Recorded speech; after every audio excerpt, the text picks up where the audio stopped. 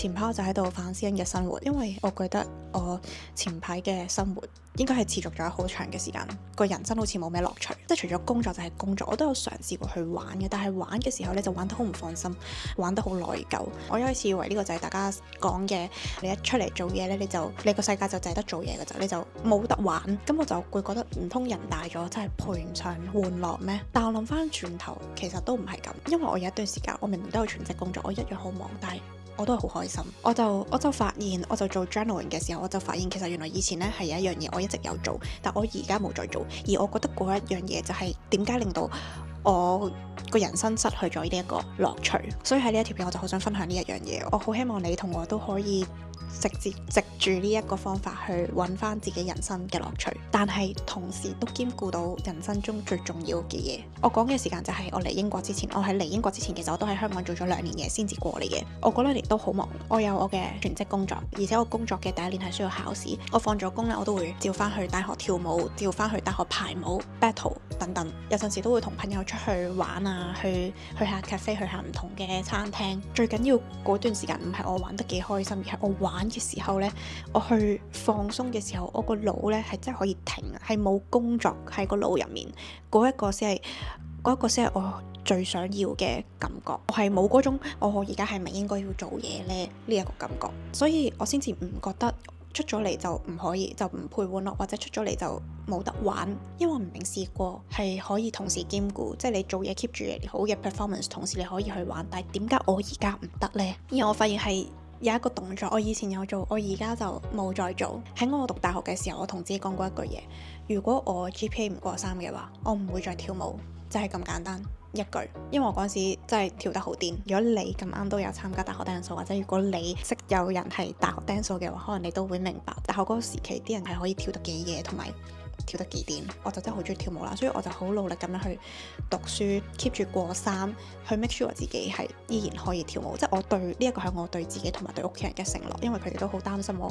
會因為掛住玩，所以就成績好差。而我出到嚟都係一樣，我嗰陣時嘅 priority 係工作，所以我都同自己講，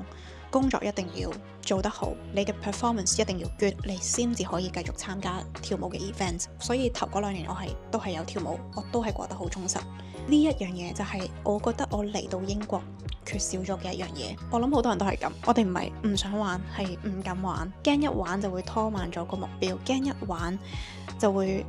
就好似放飛自我，然後個前途就會冇咗咁樣。但係其實點解我以前唔驚呢？因為我以前知道只要我搞掂咗最重要嘅嘢，我已經知道我最重要嘅我已經 take care 咗。所以諗翻轉頭，原來就係嗰一條界線咯，就係嗰一句咁簡單嘅說話去 make all the difference。但係我覺得咧，設定呢一個界線咧，就係有2個重點嘅。第一個重點就係你首先要知道你自己人生最着重嘅係啲乜嘢。即係可以係你嘅屋企人啦，可以係你嘅工作，可以係你嘅 relationship。因為你要知道你最重要嗰樣嘢，你先至可以知道你要 protect 啲乜嘢。呢一個係你人生嘅支柱啊！呢一個係即係粗俗啲講，係唔可以 fuck up 嘅一個 aspect in your life。呢個就係我以前一直都有堅守嘅一樣嘢，但係而家冇做嘅。即係我而家我係冇話有一個 priority 嘅，即係我覺得 priority 咧就淨係得一樣嘅啫，我唔可以係有2樣咁樣。以前讀書我知我嘅 priority 一定係成績，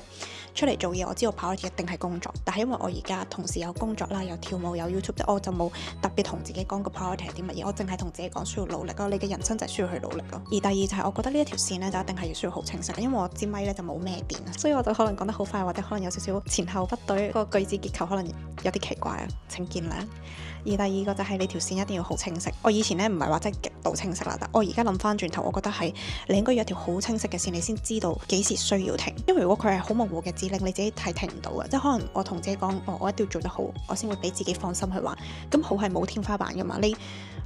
可以有更加好，即係你好係冇一個盡頭，你只會永遠都係覺得自己做得唔夠好，可以再好啲。咁你就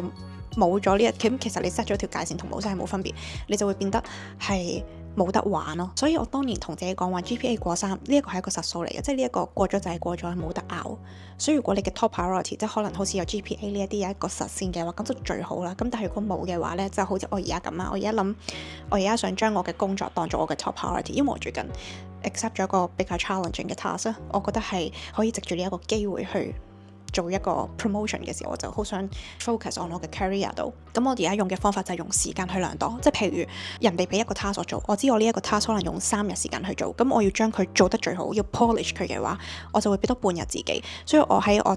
排時間表嘅時候 ，OK， 我要 make sure 自己有3日半去做呢一個 task， 我先至可以 stop。就係因為我有一條好清晰嘅界線，所以我先至知道幾時應該要停。然後嗰段時間我就會放下呢一個心頭大石咁樣去玩咯。所以總結一下，我覺得 set 界線呢，唔係要去限死你做啲乜嘢，反而係俾一個自由你啊，俾一個可以喺你玩嘅時候盡興去玩，而唔需要諗住工作嘅一個自由。你要俾自己識得放低嘅工作，你先至可以享受人生嘅樂趣。呢一個方法首先就係你要知道你人生最重要嘅嘢係啲乜嘢，你最着重而家呢一刻你嘅 top priority 係啲乜嘢，而第二就係你嗰條界線係啲乜嘢，你要清晰知道你去到邊一個位，你會俾自己放心去停低，放心去玩。所以我覺得翻返去一開頭嗰句就係人大咗係咪唔配有玩樂？我覺得唔係啊，我覺得人大咗更加有呢一個本錢去享受玩樂。呢一個就係我今集想分享嘅嘢。咁我希望下集可以見到你啦，再見。